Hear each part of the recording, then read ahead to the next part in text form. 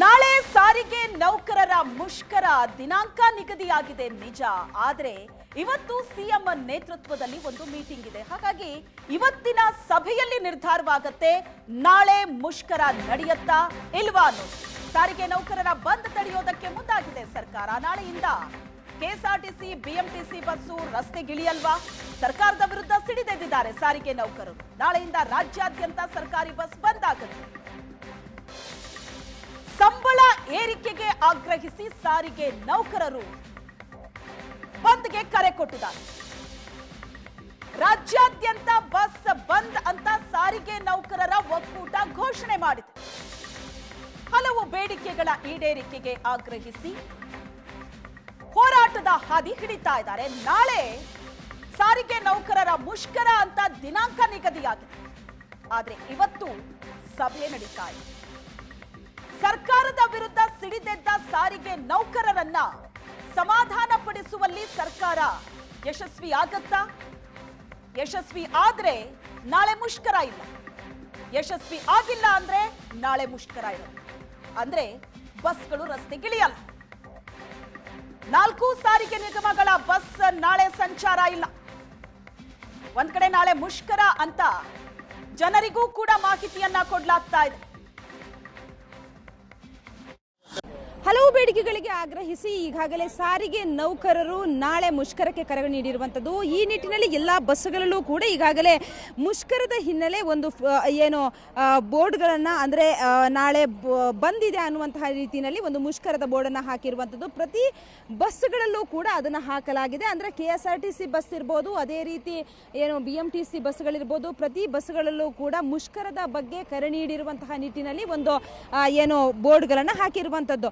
ಕರಪತ್ರಗಳನ್ನು ಅಂಟಿಸಲಾಗಿದೆ. ಜೊತೆಗೆ BMTC ಇರಬಹುದು, KSRTC ಇರಬಹುದು, ಎಲ್ಲ ಬಸ್ಗಳಲ್ಲೂ ಕೂಡ ಇದೇ ರೀತಿಯ ಒಂದು ಕರಪತ್ರಗಳನ್ನು ಅಂಟಿಸಿರುವಂಥದ್ದು. ಜನರಲ್ಲೂ ಕೂಡ ಇದನ್ನ ಮನವರಿಕೆ ಮಾಡಲಾಗ್ತಾ ಇದೆ. ನಾಳೆ ಮುಷ್ಕರ ಇದೆ, ಮುಷ್ಕರಕ್ಕೆ ಪ್ರತಿಯೊಬ್ಬರೂ ಕೂಡ ಇದಕ್ಕೆ ಸ್ಪಂದಿಸಿ ಅನ್ನುವಂತಹ ನಿಟ್ಟಿನಲ್ಲಿ ಈ ಒಂದು ಕರಪತ್ರವನ್ನು ಅಂಟಿಸಿರುವಂಥದ್ದು. ಅಂದರೆ ಸಾರಿಗೆ ನೌಕರರ ಹಲವಾರು ಬೇಡಿಕೆಗಳಿದಾವೆ.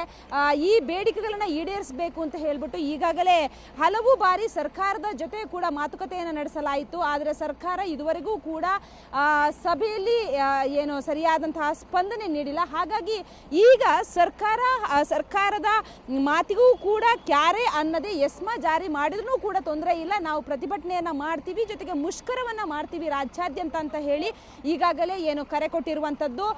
ಇಂದು ಕೂಡ ಸಭೆ ನಡೆಯಲಿದೆ.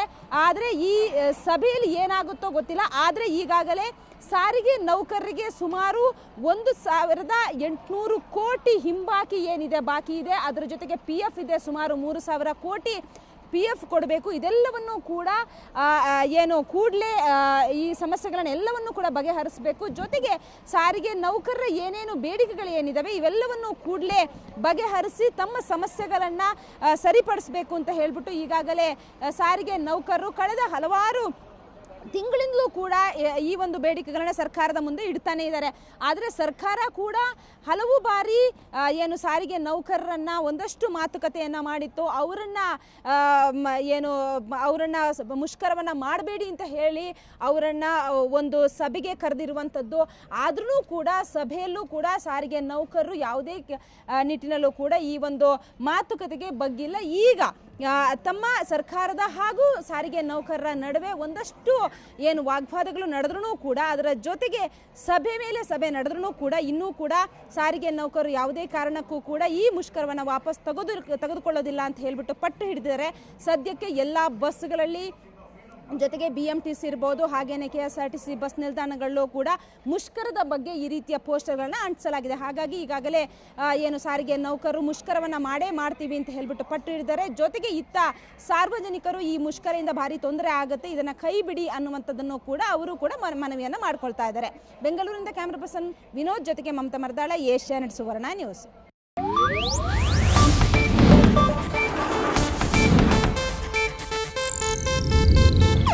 ಇದು ಏಷ್ಯಾನೆಟ್ ನ್ಯೂಸ್ ನೆಟ್ವರ್ಕ್ ಪ್ರಸ್ತುತಿ.